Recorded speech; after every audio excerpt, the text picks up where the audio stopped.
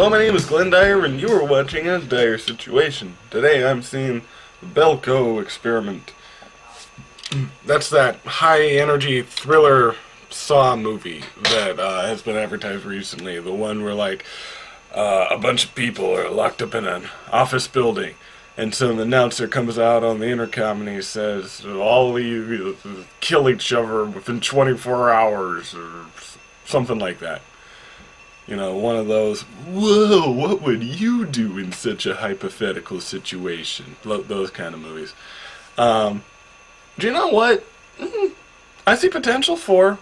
I actually kind of like movies like that. Those movies that present some sort of out of nowhere situation, and like, we just see how people deal with it. Like, even movies that handle it kind of shittily and don't have very good writing, even they're able to, like, come up with some fun scenarios out of it. So, like, honestly, I think this will be kind of enjoyable.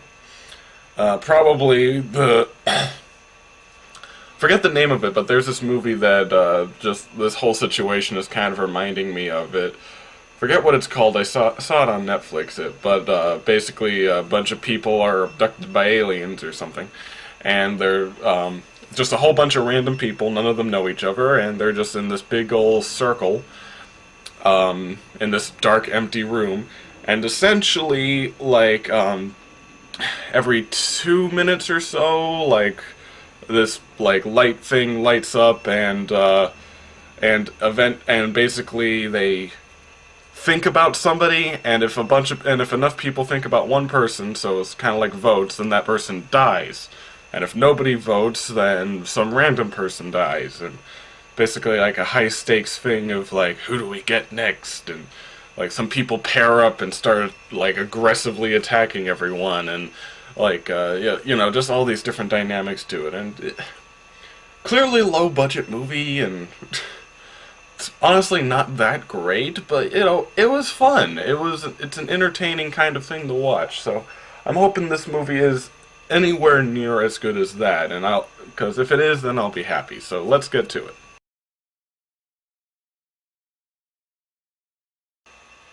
Thank you.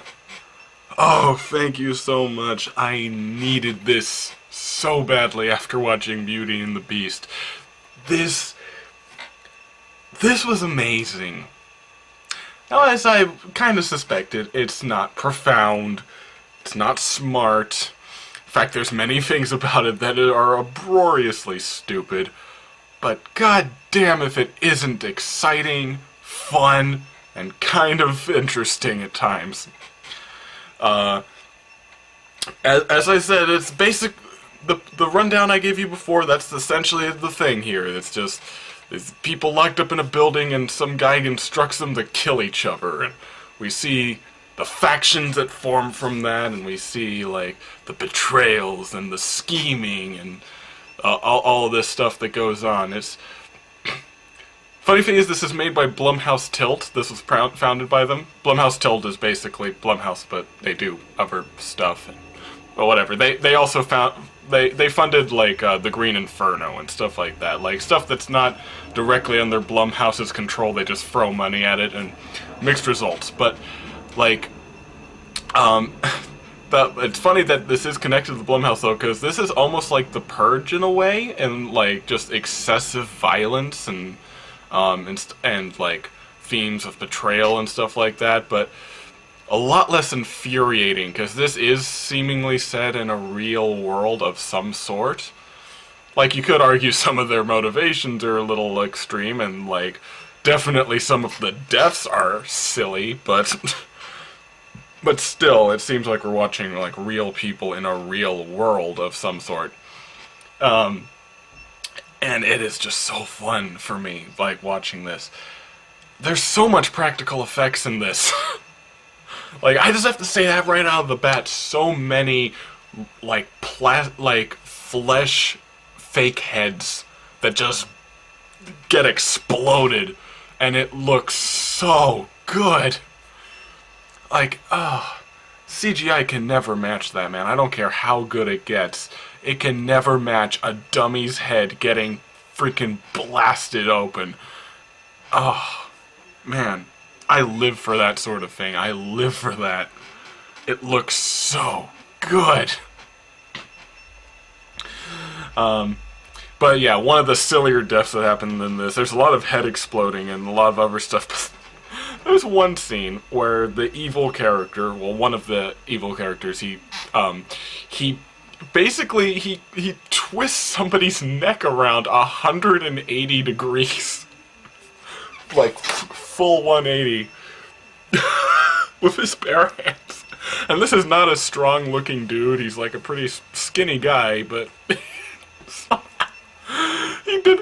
That's what Jason Voorhees did in Freddy vs. Jason to this one, like, stoner dude. He just... just... Which is completely impossible to do, by the way, but he's so funny. I love it. I love it. It's so stupid that it's just amazing. That's the only thing you can use to describe it. Dr. Cox is in this. He plays a secondary antagonist, this, like, perverted, office boss guy who, like, imagines himself, like, with an interest in someone. But, like, that doesn't matter.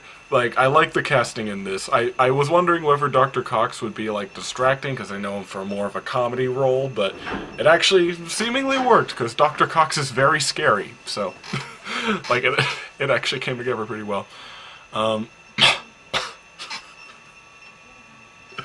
my god, it was amazing. You have to see this. You have to.